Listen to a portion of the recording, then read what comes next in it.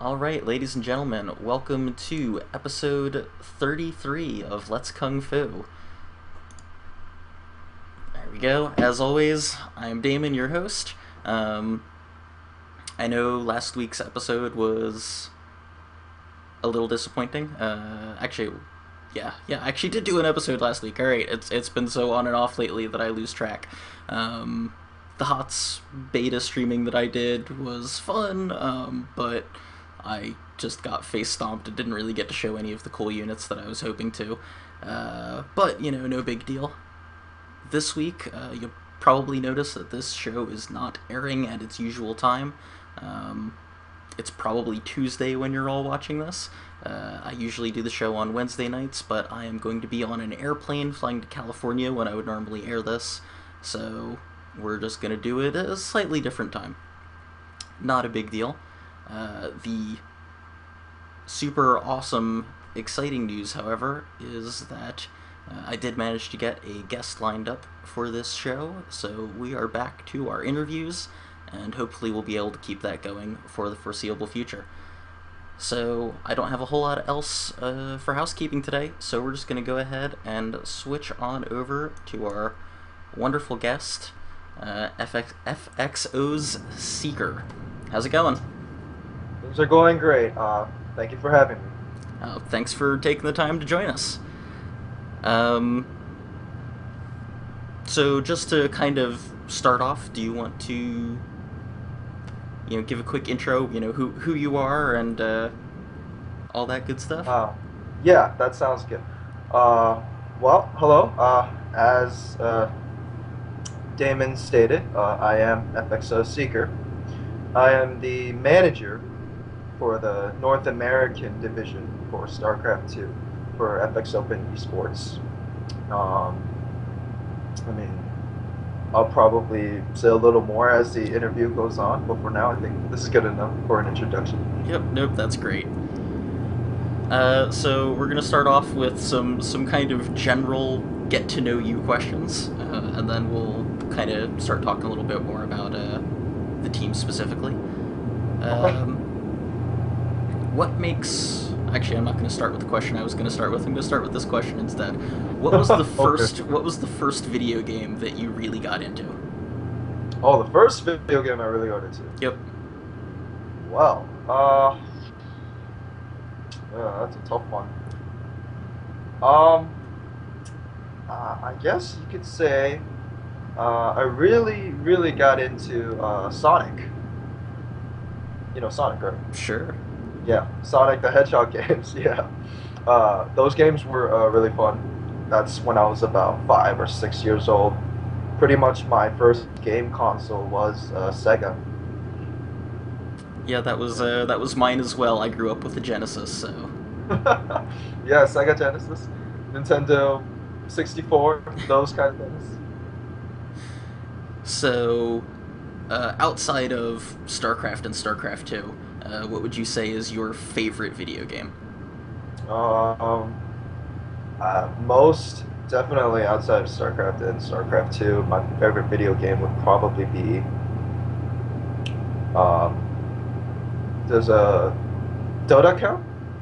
Sure, we'll take Dota. Yeah. Computer game wise, aside from StarCraft and StarCraft 2, I would definitely say Dota and Dota 2. I was very involved with those games. I still am right now, but I've backed off a little bit because of my management role for FX Open.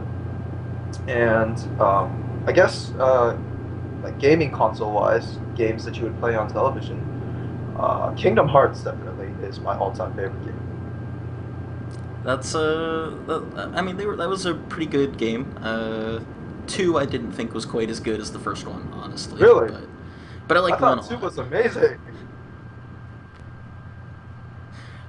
It's honestly it's not my first choice in genre of games, so I mostly watched my wife play that one. Oh yeah. It wasn't as fun to watch as the first Kingdom Hearts. How about that?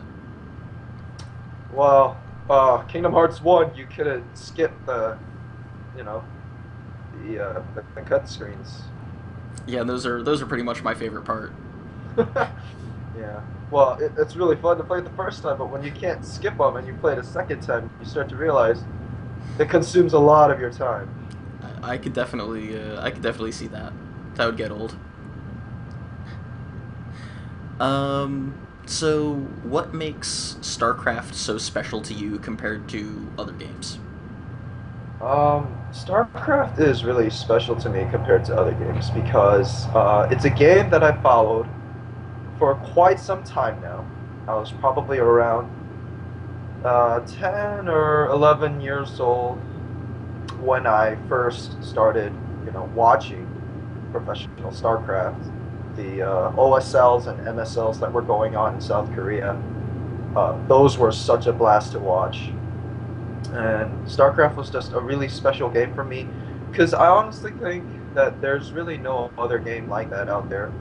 There are similar ones with the same kind of style and same sort of methods and everything, but I just felt like StarCraft was really something that spoke out to me and made me realize, wow, this is definitely a game that I enjoy very much on a daily basis. I don't ever stop thinking about it. I mean, I would go to school and I would think of like games that I lost in the past, and when I was playing 1v1s or playing 3v3s and everything like that, I would start thinking about, oh man, like how could I have done that better? How could I have won that game instead of losing it? What strategy should I have used it?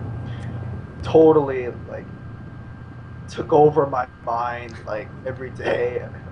It was just a really special game for me, and uh, another reason that it was such a special game for me was because I was able to find, not very often, but I was able to find other people who played the game, and we were, I made friends that way, and it was always such a nice change of pace from the regular way I would make friends or talk to my friends. This is a really special game. Awesome. Now, I mean, you can correct me if I'm just totally off base and wrong about this, Okay. but you've kind of moved away and you aren't so much a player these days. You're a manager, right? That a fair Yes, assessment? yes, that's a very accurate assessment. So when did you make that call that your role in esports wasn't going to be as a player but as more of a manager? Well, when I was around 15, 16 years old, uh, I was playing on the server called ICEeKeR, which Sure. was a very popular server for Brood War players. That's where all the high level players went. And I realized, good God, no matter how much I practice, I cannot get far in there.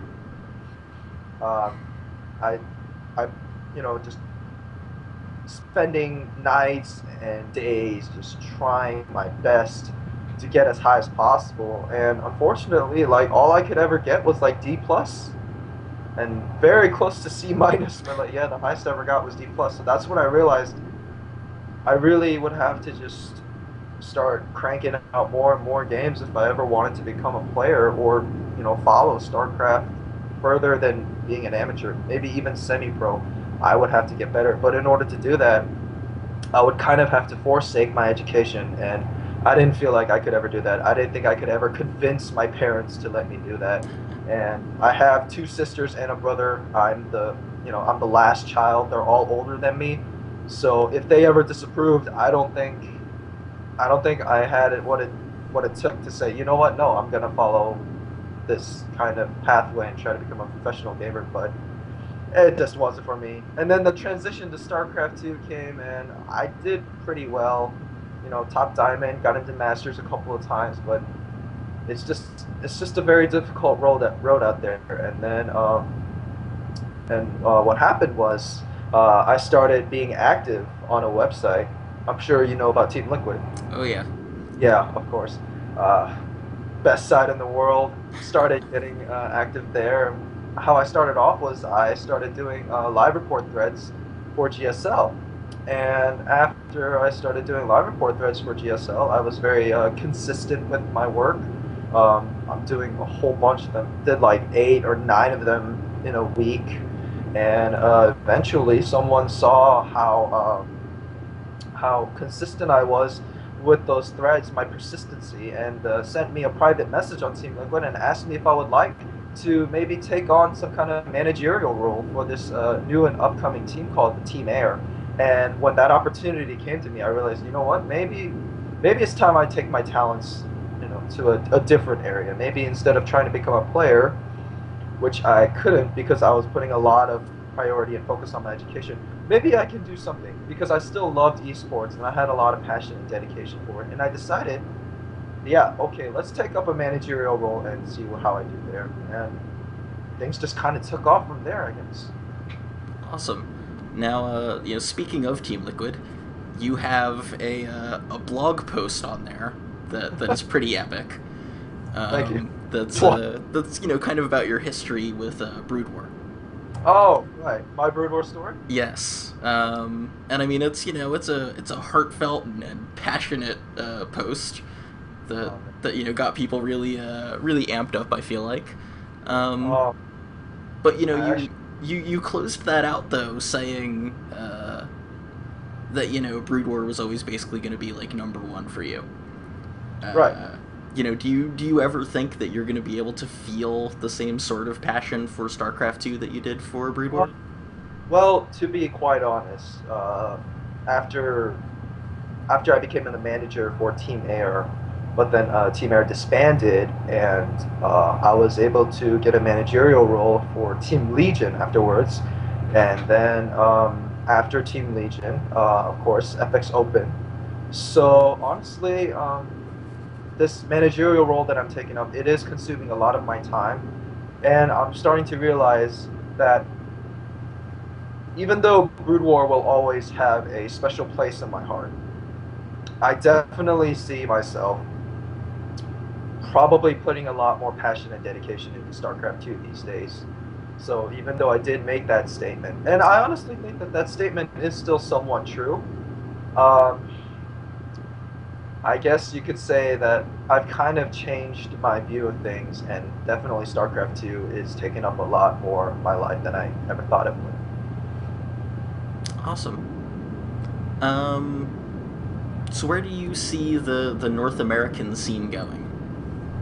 Um, well, I mean, honestly, the North American scene is a relatively weak scene compared to all the other scenes going out there in StarCraft 2. South Korea is definitely the strongest scene out there, no question about that. The Europe scene is ridiculously powerful as well, and Southeast Asia, I think that scene's going on pretty powerfully there too. South America, I'm actually not really sure how well it's doing, but I do know that they do have a, somewhat of a StarCraft scene there as well. So I wouldn't be surprised if, they started doing really well and becoming very notable. For the North American scene, however, it's not as strong as it possibly could be. North American players, they're not as notable and not as powerful as European players. Definitely not as notable and powerful as Korean players. But honestly, every day you see tons of teams trying their best. You see a lot of managers trying to make their North American teams become more than just a North American team. They want to become recognized. They want to become big in the StarCraft 2 scene, which is also something that I'm trying to do right now with FX Open North America. So even the North American scene, it's been around for a while, and it hasn't been able to make itself stand out to as many people internationally. But you know what? I mean, we're still here. We're still surviving, and we're still doing what we can to try to become famous. And I honestly think that the North American teams are doing a fairly good job right now. I've had a lot of chances to make some new friends, make a lot of get a lot of contacts, and get acquainted with the managers for other North American teams. And from what I can see, they're all doing a really, really good job with their teams. So even though the North American scene is not as big as it possibly can be, I really think we're on the right track. Do you think that things like Evil Geniuses picking up Stefano and then J-Dong is going to kind of force the other players not only on their team but on other North American teams to kind of step up their game, or is EG just going to buy out all of the Koreans and basically just be a American-backed foreign team Well, I or mean, Korean team? obviously, evil geniuses, they're not some kind of team with unlimited amount of resources. They do have a line, that they can't cross. I mean, they are a very good team. They have, tons of sponsors, and they do clearly from the way they're recruiting, they have the money to spend on these players. However, I mean, acquiring like Stefano and acquiring like Jedal, um, definitely, you could say would motivate the North American players to step up their game and start becoming very notable players because they see what's going on with those evil geniuses players and they're like, wow, I really want that as well. So maybe it's time I started getting my name out there. And definitely, I could see that being a very big motivation factor for players. But I think the most important thing to realize is it is not necessarily the team. It is not necessarily the race player that you are. It's your dedication. It's your motivation, and it's how much you love this game, how much you want to put into this game, how much you're willing to dedicate your time and effort in order to become one of those big name players, one of those internationally acclaimed and recognized players. It's all about that. These North American players and this view that people have that North America is a relatively weak StarCraft scene, while it is true, that does not mean that these players don't have the potential to become big name players. They just got to find the time and dedication it needs. They need to find a practice regime. They need to find a team house and practice partners, and they just really need to put in a lot of time and effort. I know I'm repeating time and effort not, but practice makes perfect. There's a reason that statement exists. It's because it's true. So moving off of that a little bit, we can talk about your team a little bit here. How did you get involved with FXO? Um, well, after Team Air, like I previously stated, I took on a managerial role for Team Legion, and things were going really well. Team Legion was a very, very active team. I was very pleased with it. I felt like it was a pretty big step up from where I was at when I was with Team Air, and I felt like things were going really well. But then my boss, his name is Elliot, and he and I were talking to each other, and he told me that things were actually looking kind of grim right now for the future of Team Legion, and we were talking about it and said, there's a good chance that we may have to disband. I'm trying to do other things like form partnerships with other teams or see if other teams can maybe pick us up, maybe do some kind of absorption. But in the end, nothing was really working out, and my boss talked to me and he said, I'm sorry, Team Legion is going to have to disband. And I was very heartbroken about that, but I decided, that's life. So what I did was, we had a very talented player on our roster. His name was Shuttle, and I wanted to find him another team. So I talked to Daniel, FXO Unstable, to see if maybe FXO Korea could acquire Shuttle. And eventually, as the talks, progressed on, Elliot started saying, maybe we can sweeten the deal, maybe we can get them two of our sponsors. So I told Daniel that, and once the talk of sponsorship came in, he was really interested. And eventually, I was able to create, a Skype group with Daniel, me, and Elliot, and we started talking about things. And then what initially started off as an acquisition for Shuttle progressed on to Elliot seeing perhaps there was a chance for Team Legion to survive after all, and talked to Daniel and asked, hey, would you maybe think about acquiring us, absorbing us? We would keep the FX Open name and perhaps start a North American division for FX Open. And after, we had about a week of constant negotiating with each other, and one thing led to another, and Daniel agreed to absorb Team Legion and create a North American division for FX Open. And this was a huge step for us because Daniel was able to acquire the Team Legion staff members for FX Open. FX Open was kind of lacking in the staff area. They didn't really have a dedicated staff who would take charge and maintain websites and Facebook and Twitter and things like that. Basically social media, but we did have that.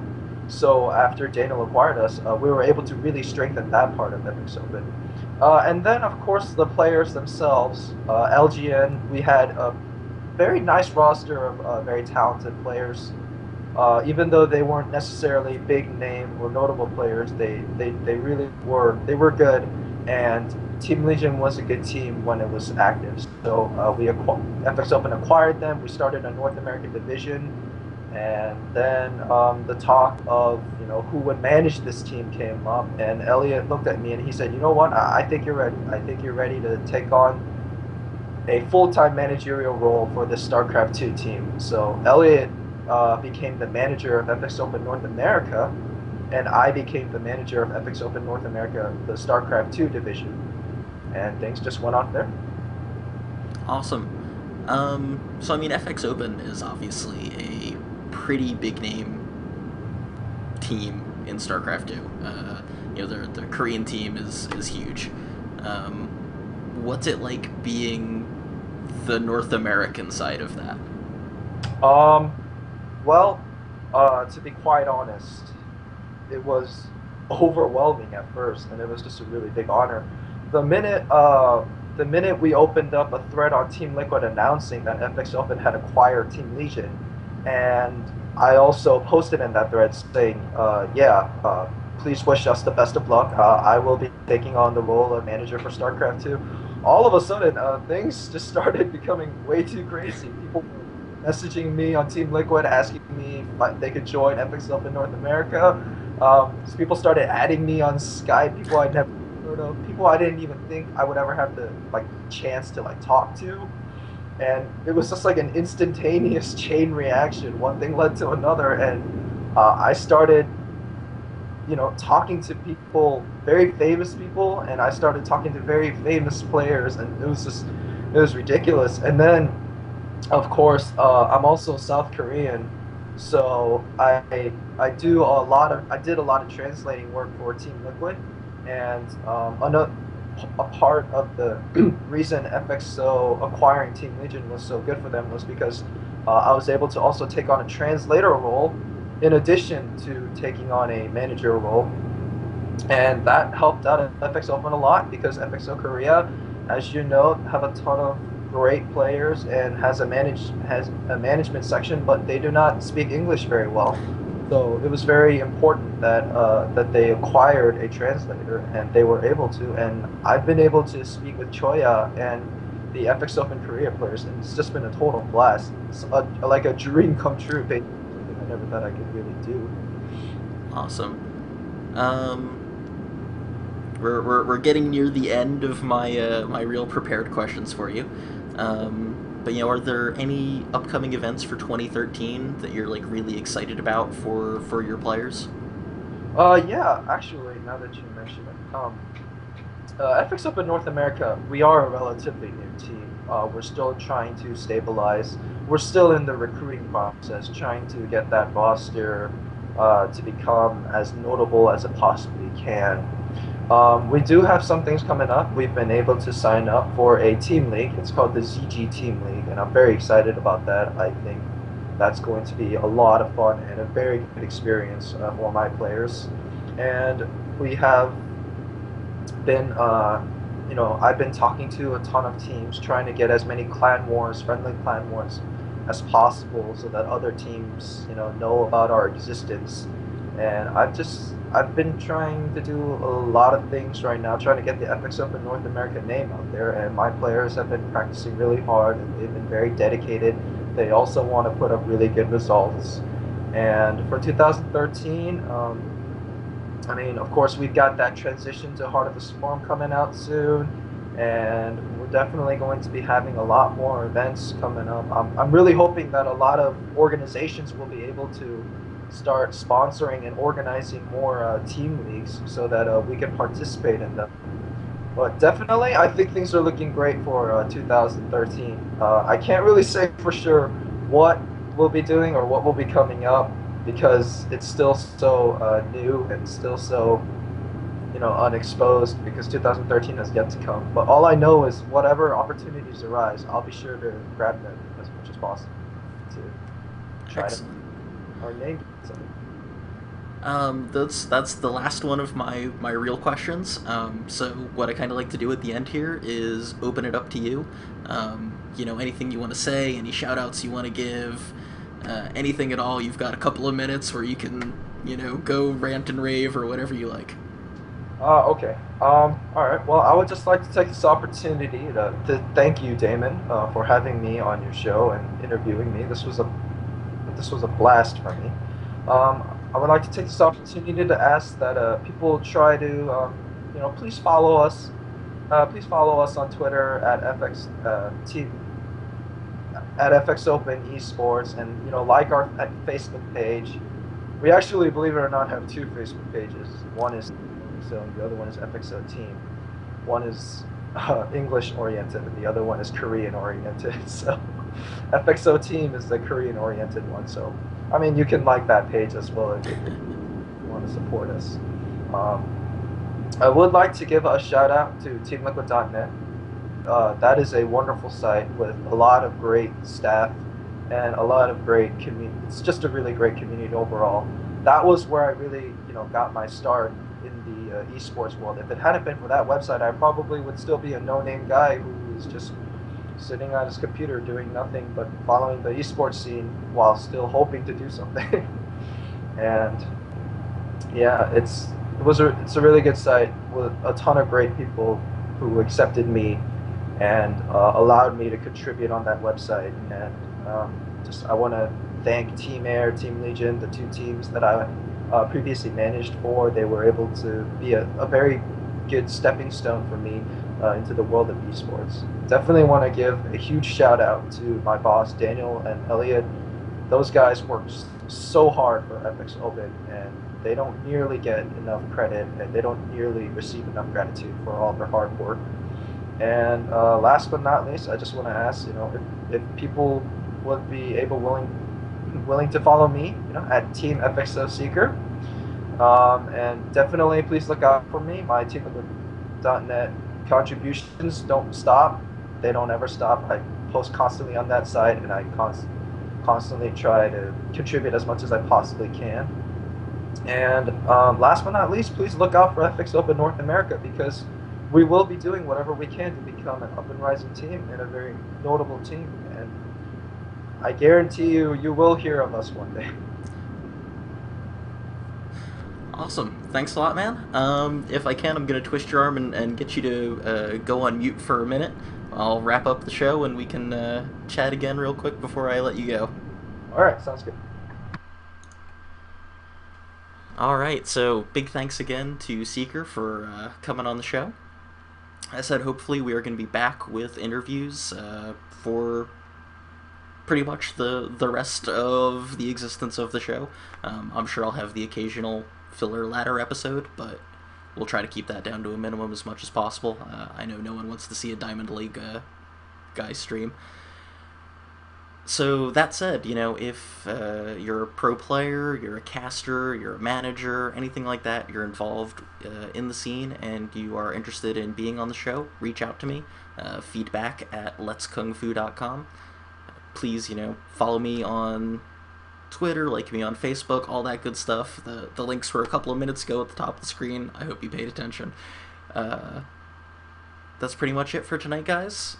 We will have another episode next week. I'm on vacation for a while, so shows should be a lot more regular than they have been. And as always, thanks for watching. I'll see you guys later, and hopefully I can get my end credits to work.